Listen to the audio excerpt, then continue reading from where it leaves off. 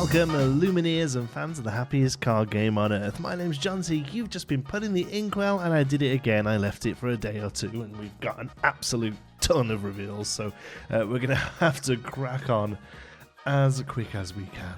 First up, from Sylvia Versati on Instagram, we have Rufus, Orphanage Cat, a 5-costed inkable 4/5 for 1 lore in Sapphire, and his ability, I think it says a little too old to hunt mice. When this character is banished, you may put this card into your inkwell face down and exert it. So, typical Sapphire ramp here, probably will get more play than James does, but I feel like these cards that turn into ink are better suited at a lower cost, like Grandma Tala. I think you want something a little bit more impactful on 5, even if you're ramping and getting this out a little early. Next up, from Lorcana Villain, a 3-costed inkable action song in Amethyst. The boss is on a roll. Take a look at the top 5 cards of your deck, put any number of them on the top or the bottom of your deck in any order, and gain 1 lore on the end of it, because why not? This is an inkable, singable utility card in a colour that really didn't need any more help. The 3-cost spot is kind of, full in Amethyst, to be honest with you, but I still think this is a very playable card, mostly because it's singable, and perhaps gives something for your bounce target to do before it's bounced by Snake or Fox. And, looking through the top 5 for what you're looking for is kind of insane. And also instant lore gain as well. I don't know. I like Amethyst needed any help. I think this is a very good card. Juchi on Instagram, I got to show off Nottingham, or Nottingham if you're from where I'm from. This is a 2-costed inkable location with a move cost of 1, a willpower of 6, and 1 lore. It continues the cycle of vanilla locations, this time in steel. And again, not much to say about this one, unfortunately, at the moment. Next up, my buddies at Ready, Set, Draw got to show off a little bit more of an interesting card. This time a 2-costed inkable action in steel. Ba-boom! Deal 2 damage to chosen character or location. This is a common card, but I think very playable. It's the 2 damage of Fire the Cannons, which in all fairness is a 1 cost, but this being inkable and being able to hit a location if that becomes relevant actually makes it quite playable, I think. The early game damage dealing in steel is starting to get a little bit busy with Fire the Cannons, this, Let the Storm Rage On, Strength of a Raging Fire, Smash. So I think the ones you end up playing are really going to come down to being meta dependent, whether or not your local games or wherever you end up playing is location heavy or not. But still, a good utility piece that most well will see play in some decks, I think. Next up, shared from Ravensburger themselves, a 4-costed inkable 1/5 for 2 lore in Amber, Joshua Sweet, the Doctor. He's a Storyborn ally with Bodyguard at common rarity. And, a common card. This is probably very draftable, but otherwise there are other Bodyguards around this cost and size that you're going to be playing instead in this colour. Maximus being a 5-drop that comes to mind. Maybe there's a home for him in the Kira deck that we'll take a look at in a moment, but this is draft playable if nothing else. 2 cards from Lorcana Academy next. First up, a 3-costed inkable action in Ruby, Dive Bomb. Banish one of your characters with Reckless to banish chosen character with less power than that character. I can't imagine a more whelming card with more hoops to jump through. I think this is unplayable. And also a 2-costed inkable item in Emerald Airfoil. I gotta be going. You can exert this if you've played 2 or more actions this turn to draw a card. Always nice to see draw a card in anything other than Amethyst. And obviously there is a deck that really cares about actions in Emerald. It hasn't quite got off the ground yet. If this is the set that makes it happen, this actually could see play because this is relatively simple card draw. I still think we need to see some slightly more impactful cheap actions to really get the value out of this. It's that 2-a-turn thing that's really going to be holding this back. Next up, from the Hobbyist Novice, they got to share a 3-costed uninkable item in Steel, Captain Hook's Rapier. Get those scurvy brats during your turn. Whenever one of your characters banishes another character in a challenge, you may pay 1 to draw a card, and let's have at it. Your character is named Captain Hook, gain Challenger 1. This is an uncommon card. I don't hate this one, to be honest with you. Great hidden Mickey there as well. Not so hidden Mickey, I suppose. Whether or not this sees play, I think it probably doesn't, but I still actually quite like this card. It obviously cares about characters challenging. This is a Ruby Steel deck that's getting a lot of love in this set. Whether or not it actually ends up being playable, I'm not sure, but this one really wants to go in there, and, you know, a lot of the Captain Hooks go in there as well. I'm not a huge fan of cards naming specific characters for them to be online, but at least this one benefits the hooks that it's looking for and doesn't require a hook for it to do something. I don't hate it, but I'm probably hoping it's better than it actually is. Next up, we got to reveal these ourselves. Myself and Brandon do a live stream every Monday night, and these were the two we got to show off. First of all, a 2-costed Inkable 2/1 in Emerald, Helga Sinclair, Vengeful Partner, Storyborn Villain with nothing personal. When this character is challenged and banished, banish the challenging character for 1 lore. This is a rare card that isn't particularly anything to write home about. Very similar ability to Cheshire Cat, but obviously with that 1 on the willpower, she's much easier to get rid of without challenging. But her main job is to sit there for a turn until you can shift onto her with this 5-costed uninkable 4/4 for 2 lore, Helga Sinclair Femme Fatale, a floodborn villain with shift 3, and this changes everything, a ability name that we absolutely milked for a week.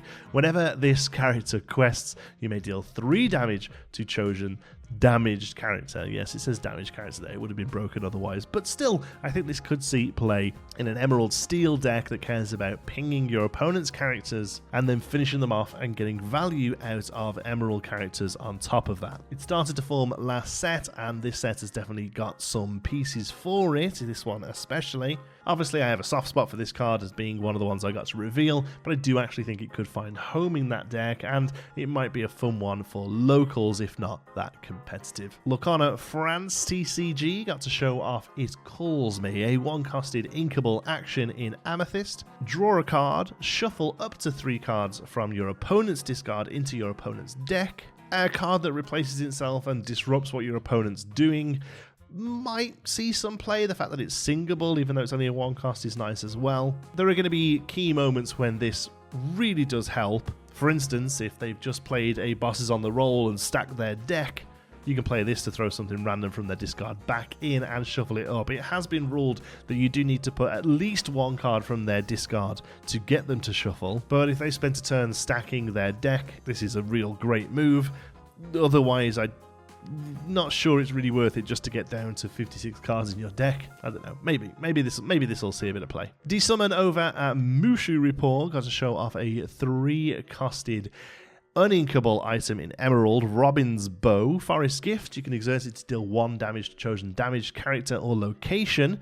And a bit of a lark, whenever a character of yours named Robin Hood quests, you may ready this item. This obviously is really going to help out a Beast Relentless build, but otherwise I actually find it to be a bit of a numbo with the Robin Hoods we've got to see so far. Outside of the 6-costed beefy vanilla, none of the Robins really want to quest. They're actually doing something else with their turn, so you're very rarely going to get to ready off of Robin, and being able to just deal 1 damage to something that's already damaged doesn't really feel that impactful. Lorcana themselves shared a 4-costed inkable 6/2 for 1 lore in Amethyst, the Firebird, Force of Destruction. Bit of a deep cut from Fantasia 2000 here, and it's a, pretty hefty vanilla. I would draft this, but otherwise I don't really find it a home in a deck. There was some early play with Pocket Watch that this one would quite like, but I think there are better options really for dealing with your opponent's board, especially in this colour, and the colour that he likes the most being Ruby. Talking of Ruby, from Locanita.dli,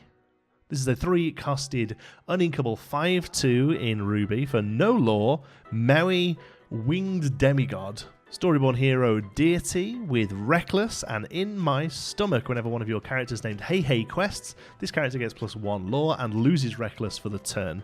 Absolute flavour win here, and I would love to see it played in a Ruby Amber build using the Hey Hey with support. But yeah, like I say, anything that specifically references another card for it to really be turned on, I just don't really see the value in it. Really great fun card though. Next up from Lorcana France TCG, Thaddeus E. Clang from Tailspin. No, this made my day that in French, this is Gulliver Glass from Super Baloo.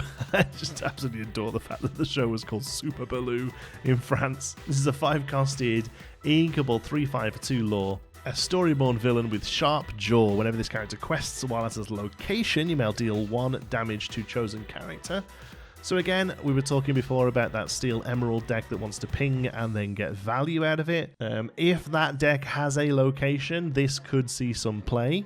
Maybe Fang, maybe it's good enough to sit on Fang. It's a good quester, but I don't know whether a 5-drop that then needs to take a turn to get to a location and quest is really what you'd be wanting to do. You know, this comes down a turn after a shifted Giant Tink, which is doing a lot more work for you. I don't know. Everyone was calling this the deepest of cuts. I was a huge fan of this when I was younger, voiced by the incredible Tim Curry, but you know, it was only in a few episodes. I suppose it is a pretty deep cut. Next up, a 2-costed Inkable 1/4 for 1 lore in Amber, Orville.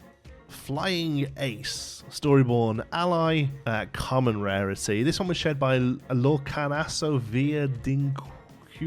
I'm so sorry, I'm English and ignorant, but I love the fact that the reveals are getting spread across the world now. I really do. It just makes it a little tricky for me to pronounce some of them. And this is fine. It's draftable. You know, a 2-costed that's going to stick around and gain you a few lore isn't too bad. But otherwise, I'm not really sure it finds a home anywhere. Next up, I think we're into today's reveals as I'm recording. This is the start of the day, I think. Man, it's been a busy few days. This is a 4-costed uninkable 0/1 for 1 lore Mickey Mouse Trumpeter. He's a Dreamborn hero with the ability Bugle Call, we think. This is exerting and paying 2 to play a character for free. This was shared by German YouTuber Zerozvai and actually takes the crown from us as the highest rarity shown by a YouTuber. We held the title for a few days with our super rare.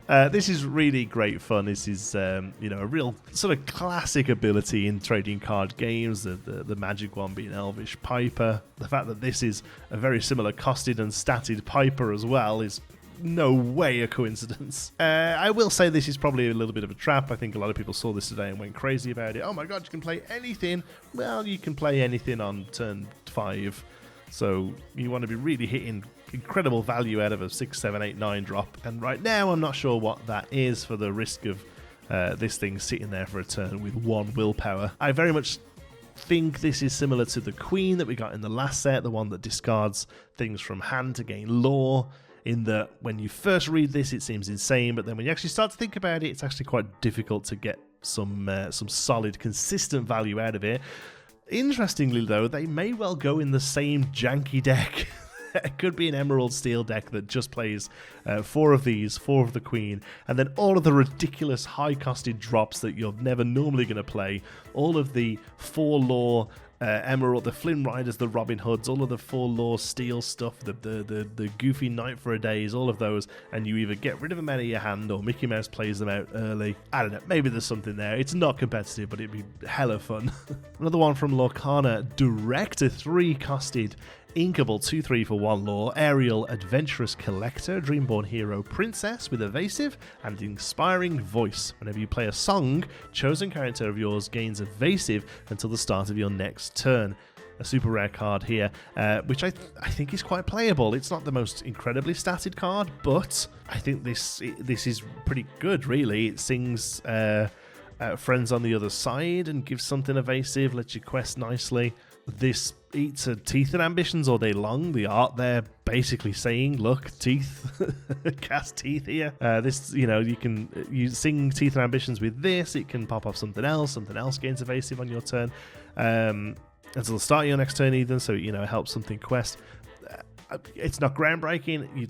You're not going to write home about this one, but I actually think it's very playable and will find a home in a couple of decks. Next up, from Italian streamer Lorcana League Italia, 6-costed uninkable 3/3 for 1 lore in Amethyst, Magic Broom Dancing Duster, a Dreamborn broom with the ability Energetic Cleaning. When you play this character, if you have a sorcerer character in play, exert an opposing character the chosen character doesn't ready at the start of your next turn. Incredible art here, best broom we've seen so far. I mean, technically it's a mop, I suppose, but still. And yeah, brooms are a thing. I think we've seen 2 today. I think there's probably space for another couple, even alongside Magic of Dispel, who I'm sure we're getting in Amethyst. it looks like there are going to be 4 or 5 Amethyst brooms. I was actually quite enjoying the slow burn of 1 broom a set, slowly building up the possibility of a deck. But we also got the Sorcerer's Tower this set as well, that obviously cares about them. So, chances are you have a Sorcerer on board when you play this. You're not going to play this for 6, you're going to be wanting to play this for 5 with Mickey Mouse Wayward Sorcerer out, so his ability will proc, but even still, this is an incredibly overcosted card. I can only assume, the other broom we're going to look at in a minute is also overcosted, I can only assume that in testing, the broom deck is greater than the sum of its parts, and they had to sort of tone it down a little bit by making them overly expensive. I, for one, am very much here for a broom tribal deck. Throw all these together with Wayward Sorcerer and a couple of card draw spells, and I think you're rocking. I don't think it's competitive, but again, I think it's going to be super fun. This goes in there because it says broom.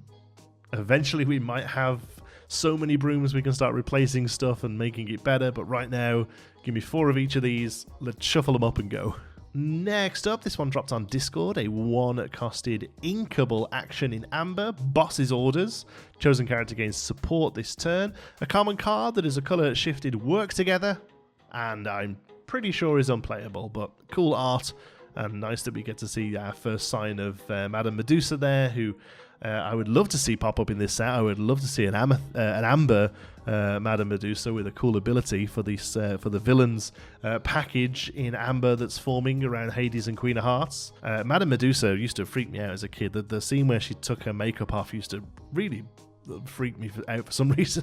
Next up, French YouTuber Andre Jou Studio, I think, got to show this, a 5-costed inkable 2/3 for 2 lore, Maleficent, Mistress of Evil, Storyborn Villain Sorcerer with Dark Knowledge. Whenever this character quests, you may draw a card, and Divination. During your turn, whenever you draw a card, you may move 1 damage counter from chosen character to chosen opposing character.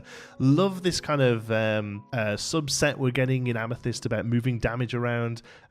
We saw Madame Odie much earlier in the reveal season that does it, but I think this one does it much better. I mean, this is legendary, you'd expect it to be good. The stat line is just slightly weak for something that really wants to be questing, but I suppose you could just sort of leave this sitting back and gain your card draw from other places. You know, you can gain your card draw from friends on the other side, gain your card draw from this being played with that Diablo, I guess. I mean, Amethyst I just feel like Amethyst is so strong in this game, and this just adds to it, I think. Like I say, stat line is a little weak, but otherwise, this is a really great card. There's also a really fun little combo that somebody spotted using this and the Floodborn Rapunzel from set 2, the Amber one. This lets you move a damage counter away from something when you draw a card, and the Rapunzel, when you move a damage counter away, lets you draw a card. So if you have both of these out, as long as you can start the combo, they'll just keep going until you have no more damage counters to remove. Rapunzel will see the damage go and let you draw. This Maleficent will see the draw and let you move a damage, and so on and so forth. It's not infinite, but it's fun. It's in 2 colours that probably don't really sit together with this kind of playstyle, but it was still a nice little spot. He also got to show a 3-costed inkable 1/4 for 1 lore, Gyro Gearloose, Gadget Genius, Storyborn Ally Inventor with Follow the Twists of My Genius Brain. We think it might be a bit of a dodgy translation maybe, but you can exert this to put an item card from your discard to the top of your deck. Pretty solid Sapphire items. You've got Haram Flavisham getting rid of the items. You've got this guy slowly bringing them back. It's not to hand, it's just to top of your deck, but that might well be enough perhaps. I'm not sure.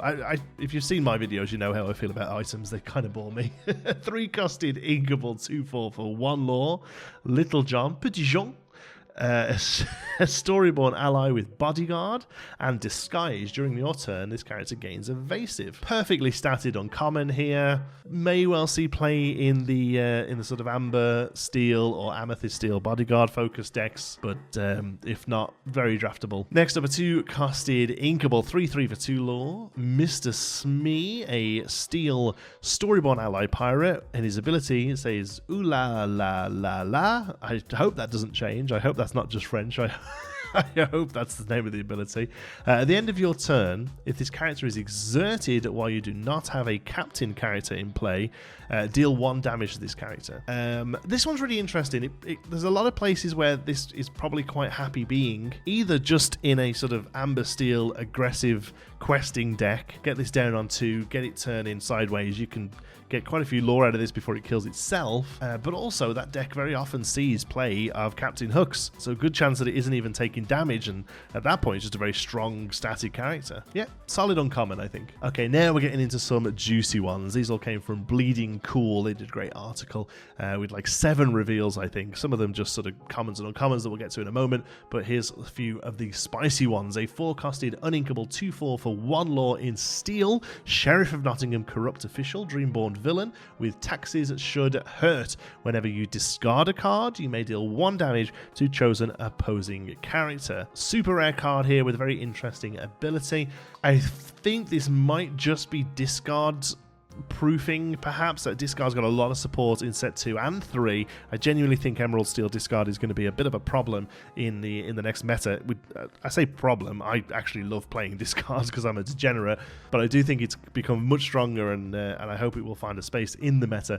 This is the sort of thing that is there to answer it. At the moment there isn't really much self discard. I suppose this kind of works a little bit with a whole new world, but you're really wanting to empty your hand before a whole new world. But I guess if you're having to ditch 2 or 3 cards to go digging, this on the board will do a bit of damage. I'm not sure. It's an interesting card though. Check this one out. A 5-costed inkable 3/6 for 2 lore Robin Hood, Champion of Sherwood, Floodborn hero with shift 3.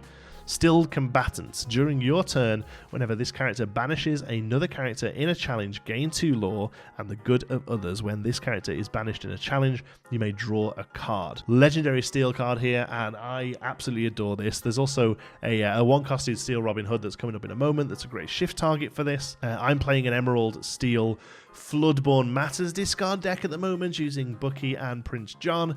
I'm currently running the Jafars, the 2-drop and 4-drop Jafar, and I think this and the 1-drop Robin Hood completely replaces them. The curve curves out a little nicer, and this is just a much more impactful card. I absolutely adore this. I need 4 of these. Thank you. Please, RNG gods, let me pull more than 1 of these like I did with Beast Tragic Hero through set 2. Next up, a 6-costed inkable 4/5 for 2 lore Little John, Resourceful Outlaw, Floodborn hero with shift 4. You may pay 4 to play. We know what shift is. And then OK Big Shot. While this character is exerted, your characters with Bodyguard gain resist 1 and get 1 lore. Another super rare card. Adore this. Doesn't go in the same deck, but absolutely great. There is Amber Steel Bodyguard decks. There are Amethyst Steel Bodyguard decks that are actually pretty good. Not really breaking into the meta right now, but are pretty good.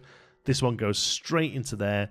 Would love to see a 2 or 3-drop Little John in Amber, I guess, that this can get onto.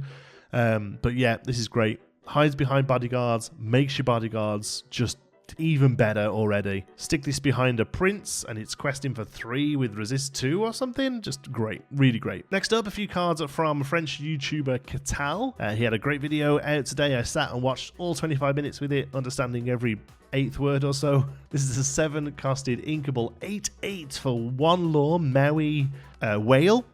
Storyborn hero deity with this mission is cursed. The character doesn't ready at the start of the turn, and don't worry, I'm here. To pay 2 ink to ready him, this character then can't quest for the rest of his turn. So this is similar to the Scar we got in the last set, pseudo be prepared on a body. This comes down on turn 7. Turn 8, you can start smashing into stuff, paying 2 lore to pick stuff off. Still a lot of hoops to jump through when you're most likely just going to be wanting to be prepared. Interesting card design, but probably just not as impactful as you want it to be. 5-costed inkable 4/4 for 2 lore. Magic Broom Fast Cleaner. A Dreamborn Broom with Rush. And clean this, clean that. When you play this character, you may shuffle all broom characters from your discard to your deck. This is a common card, you know, this is obviously way more overcosted than Fox. Does let you sort of recycle some of those Bucket Brigade brooms that may well have died by now before Sorcerer's out. I don't know, you have Sorcerer out. This is a 4-costed 4/4 with Rush. it's maybe good. Again, uninkable though. If too many of these are uninkable, it really shuts the deck down before it's even started. 7 costed inkable, 5/7 for 2 lore in Simba, Fighting Prince or Combative Prince, Dreamborn Hero Prince with Submit or Fight. When you play this character, and whenever this character banishes another character in a challenge during your turn, you can do one of the following. You may draw 2 cards and choose and discard 2 cards, or you may deal 2 damage to chosen character. I think for the most part you're probably going to be dealing the 2 damage and give yourself a bit of a pseudo big tink. This is a little slow maybe. I would love to have seen this one be Floodborn. Why we haven't got a Floodborn Simba yet, I don't know. Clearly wants to go into the Ruby Steel Challenge Matters deck, but yeah, I don't know. I love that deck and really wish it was a little bit more consistent than it is. But at the moment, stuff just doesn't need to exert, and it just shuts this deck down, unfortunately. 2 costed inkable action, song, an emerald song, in fact. Touch My Heart is the first sighting of Clarabelle. Absolutely adore this. This is from the Three Musketeers. I think the song was called Chains of Love. Oh, yeah, it says down the bottom there, look, Chains of Love. This banished chosen item. So, item banishment outside of steel, and arguably better than the steel actions. This is singable, so yeah, pretty good. Items, can carry on being a little bit of a thorn in the side for some people. The fact that this is inkable and singable may well see it be a 2-of perhaps in emerald decks, I'm not sure. Next up, a 1 costed inkable 2/1 for 1 lore in emerald, Yazoo, Storyborn ally with the ability It's Time to Leave.